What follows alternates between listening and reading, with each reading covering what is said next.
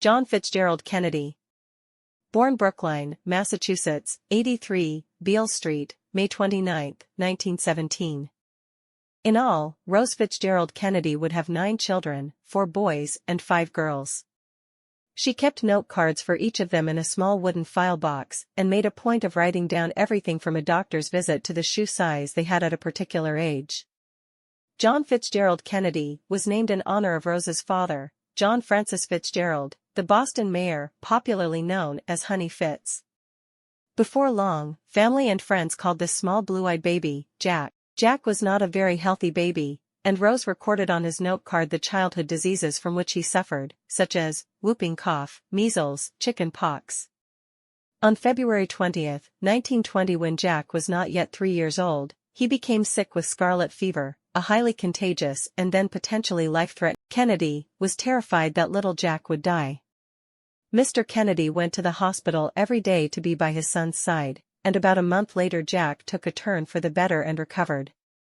But Jack was never very healthy, and because he was always suffering from one ailment or another, his family used to joke about the great risk a mosquito took in biting him. With some of his blood, the mosquito was almost sure to die. When Jack was 3, the Kennedys moved to a new home a few blocks away from their old house in Brookline, a neighborhood just outside of Boston. It was a lovely house with 12 rooms, turreted windows, and a big porch. Full of energy and ambition, Jack's father worked very hard at becoming a successful businessman. When he was a student at Harvard College and having a difficult time fitting in as an Irish Catholic, he swore to himself he would make $1 million by the age of 35. There was a lot of prejudice against Irish Catholics in Boston at that time, but Joseph Kennedy was determined to succeed.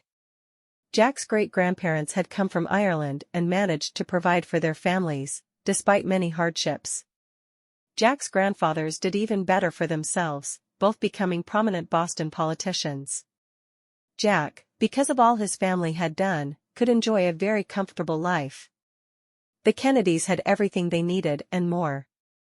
By the time Jack was 8, there were 7 children altogether. Jack had an older brother, Joe, 4 sisters, Rosemary, Kathleen, Eunice, and Patricia, and a younger brother, Robert. Jean and Teddy hadn't been born yet. Nannies and housekeepers helped Rose run the household. At the end of the school year, the Kennedy children would go to their summer home in Hyannisport on Cape Cod, where they enjoyed swimming, sailing, and playing touch football. The Kennedy children played hard, and they enjoyed competing with one another. Joseph Sr. encouraged this competition, especially among the boys. He was a father with very high expectations and wanted the boys to win at sports and everything they tried. As he often said, when the going gets tough, the tough get going. But sometimes these competitions went too far. One time when Joe suggested that he and Jack race on their bicycles, they collided head-on.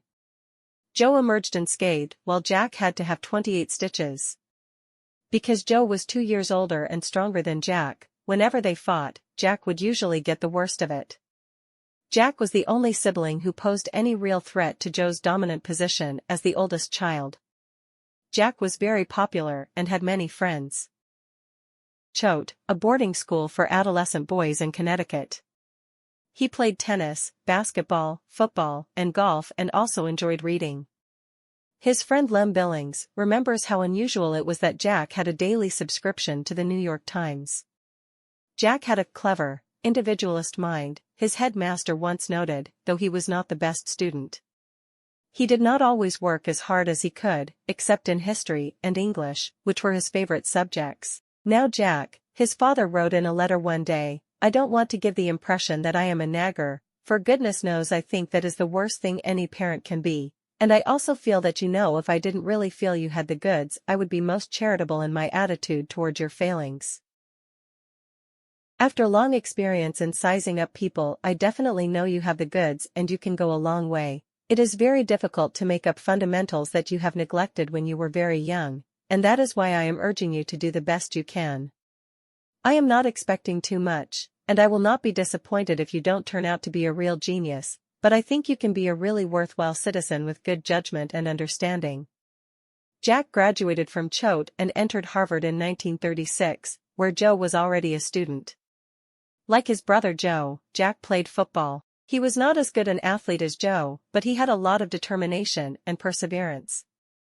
Unfortunately, one day while playing, he ruptured a disc in his spine. Jack never really recovered from this accident and his back continued to bother him for the rest of his life. The two eldest boys were attractive, agreeable, and intelligent young men, and Mr. Kennedy had high hopes for them both. However, it was Joe who had announced to everyone when he was a young boy that he would be the first Catholic to become president. No one doubted him for a moment. Jack, on the other hand, seemed somewhat less ambitious. He was active in student groups and sports, and he worked hard in his history and government classes, though his grades remained only average. Late in 1937, Mr. Kennedy was appointed United States ambassador to England and moved there with his whole family, with the exception of Joe and Jack, who were at Harvard. Because of his father's job, Jack became very interested in European politics and world affairs.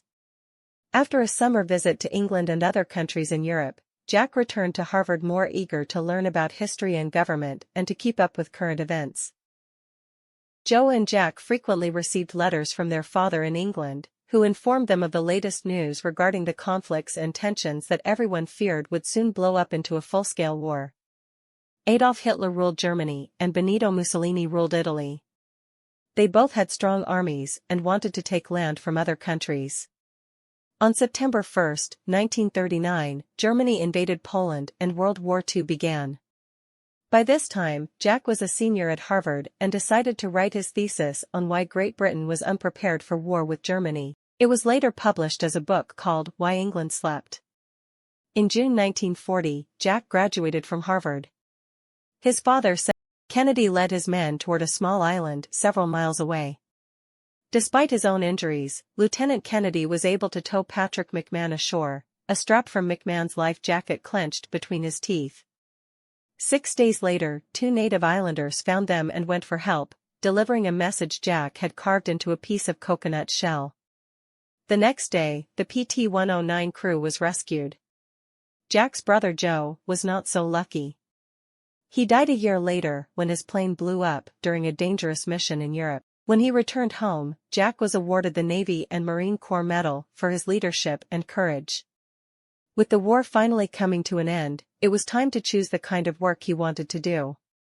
Jack had considered becoming a teacher or a writer, but with Joe's tragic death, suddenly everything changed. After serious discussions with Jack about his future, Joseph Kennedy convinced him that he should run for Congress in Massachusetts' 11th Congressional District, where he won in 1946. This was the beginning of Jack's political career. As the years went on, John F. Kennedy, a Democrat, served 3 terms, 6 years, in the House of Representatives, and in 1952 he was elected to the U.S. Senate.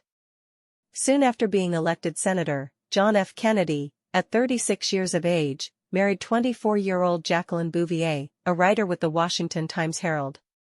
Unfortunately, early on in their marriage, Senator Kennedy's back started to hurt again and he had 2 serious operations. While recovering from surgery, he wrote a book about several U.S. senators who. John F. Kennedy was becoming a popular politician.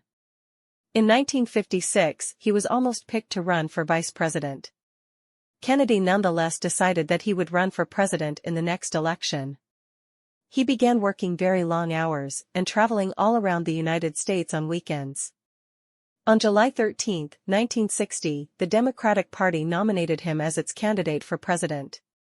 Kennedy asked Lyndon B. Johnson, a senator from Texas, to run with him as vice president.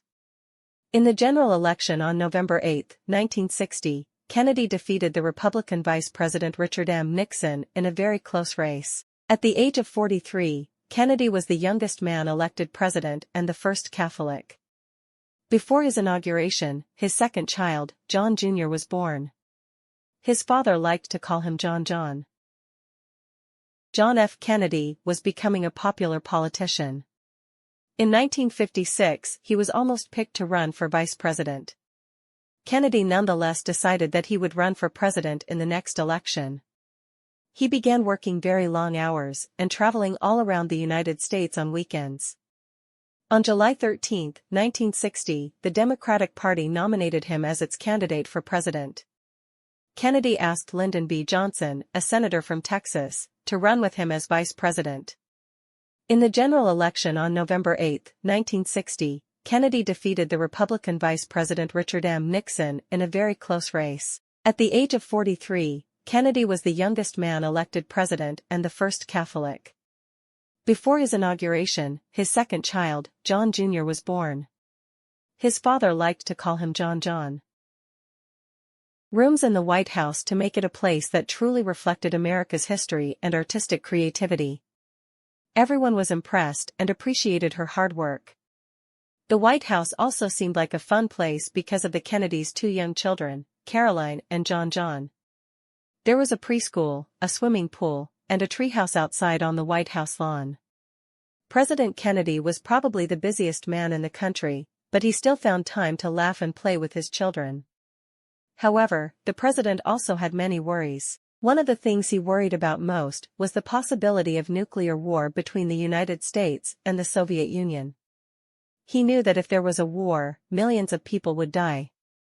Since World War II, there had been a lot of anger and suspicion between the two countries, but never any shooting between Soviet and American troops.